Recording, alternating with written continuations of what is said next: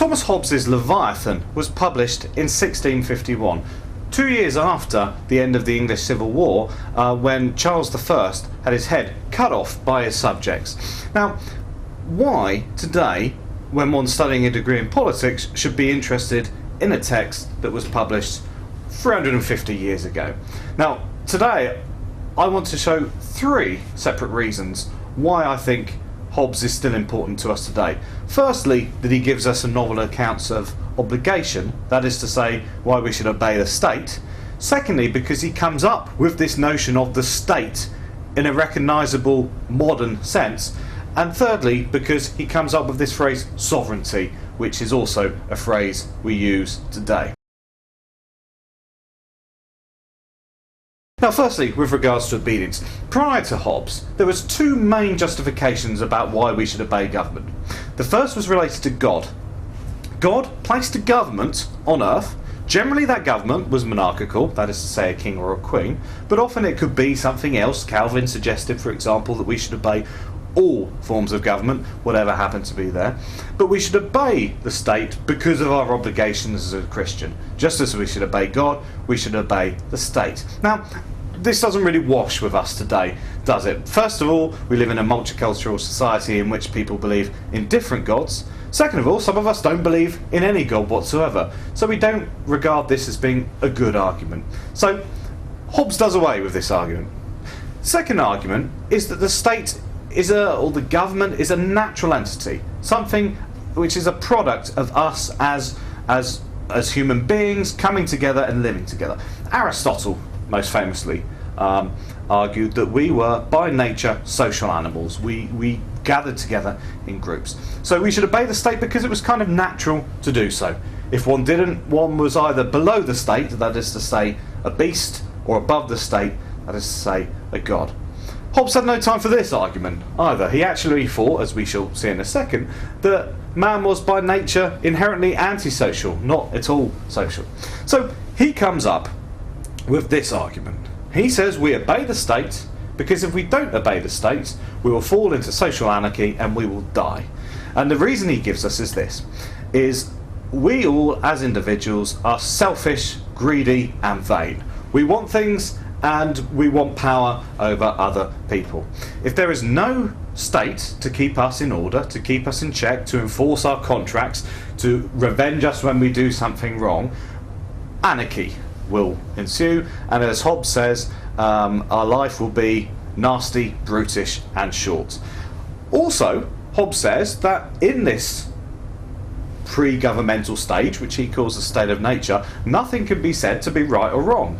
If there's no state, no police officers, no law courts to protect me, I'm perfectly within my rights to do a preemptive strike on somebody else who I think's going to attack me. So I am perfectly allowed to kill people, to protect my property, to protect me, and so on and so forth. In this dire situation, nobody would build houses because people would then pinch them. Nobody would work hard to better themselves in education because you wouldn't be able to keep any of your money, any of your products. So consequently, we obey the state because it's much, much better than a state of nature where we didn't have the state. Now, very briefly, Hobbes says what we do in this state is we use our reason to discover the laws of nature, and the law of nature is to seek peace wherever we can do or use all the advantages of war. This seeking peace of which Hobbes speaks is pushing us towards a social contract to form the state, to agree to form a person or a group of people to make decisions and to govern us. So consequently, if one asks the question, why should I obey the state? We have a new argument. I mentioned earlier on there was already 2 arguments prior to Hobbes. One was God told us to obey the state. The second is, well, we're natural, there's something human about obeying the state. Hobbes says we obey the state for 2 reasons. First of all, we agree, we form the state via a social contract. Second of all, we obey the state because it's better than life in the state of nature. Obey the state or die in the state of nature. And I keep on mentioning this phrase, the state. And this brings me on to my second point about why I think Hobbes is relevant for us today.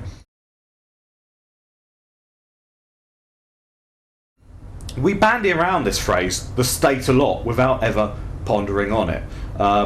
We kind of think we know what a state is. We know that the United Kingdom is a state, or the United States is a state, or France is a state, but we often don't ponder on what this phrase actually means. Now, Hobbes gives us a very specific definition of the state. It comes back to the social contract and when we form the state. He says, we, in the state of nature, that is to say prior to forming a government, have powers and rights over everything. We form together and transfer our rights to everything to what Hobbes calls the artificial person of the state.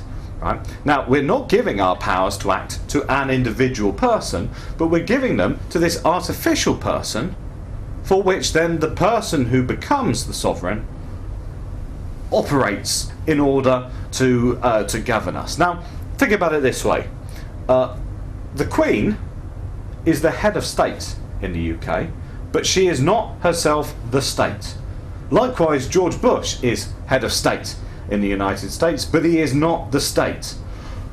When we transfer our powers, we transfer them to the artificial person of the state, not the person who operates those powers. So Hobbes brings a very peculiarly modern sense of the understanding of the idea of state, which is that it is separate from the person operating those powers. Now, the reason why this is important is Hobbes was writing at a time in which monarchy was the traditional form of government. Now, most monarchists thought that there was no distinction between the person of the monarch and the political person of the monarch, the person doing the governing.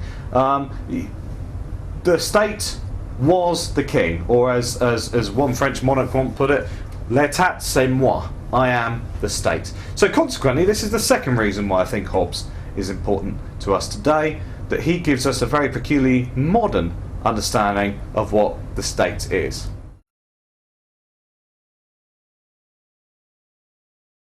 The third reason I'm going to give is this word sovereignty.